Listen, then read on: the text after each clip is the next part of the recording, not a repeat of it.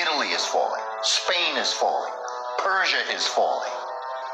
And it's all because what goes around comes around. No hocus pocus, no mumbo jumbo. This is just the way it is. You shall reap what you sow. That's not a biblical term. That's a scientific term.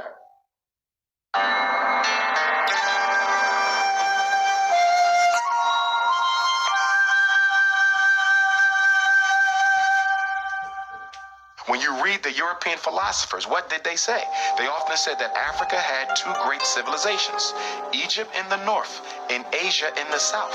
The white man said this. So they often, in ancient times, Asia was considered a part of Africa, or Africa's second civilization. They said that you go to Asia and it's nothing but a carbon copy of Africa because it was settled by the Africans. A lot of people don't know that there are pyramids all over Asia, and there are pyramids in China, in Japan. They have an underwater pyramid that a lot of people don't know about, and you can go there now, and that's one of those ancient mysteries. But again, pyramids are all over the planet.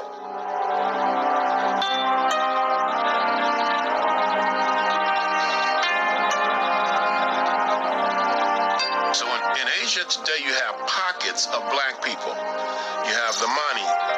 You have in southern Thailand. You have a related group in northern Malaysia, sometimes called Sakai, S-E-K-A-I. You have the Andaman Islanders, and there are at least two groups. One group is called the Onge, O-N-G-E, or O-N-J-E, I think it's O-N-G-E, and another is called the Jawara, J-A-R-A-W-A.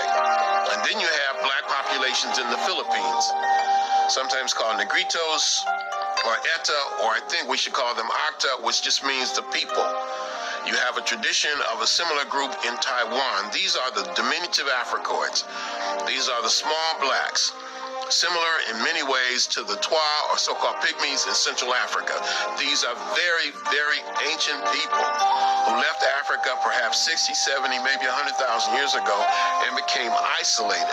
The Padang people, that's a group of people in Asia, and the women have these rings that they wear on their necks that's identical to an African tribe of women in East Africa who wear the same type of rings on their necks. So this just shows that the African-Asian connection is still there. They still carry on some of the African cultures and traditions in certain parts of Asia.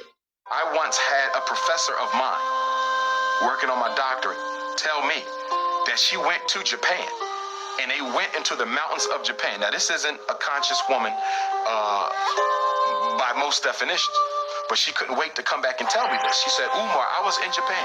We went up into the spiritual temples of Japan, and we sat down in one of the temples waiting for the priest to come out and teach us a little bit about what they believe and what they stand for. She said, Umar, they walked out of the temples and their skin was just as black as ours. They had gray afros because they were elders. Then she said the phenotype looked like the modern Asian.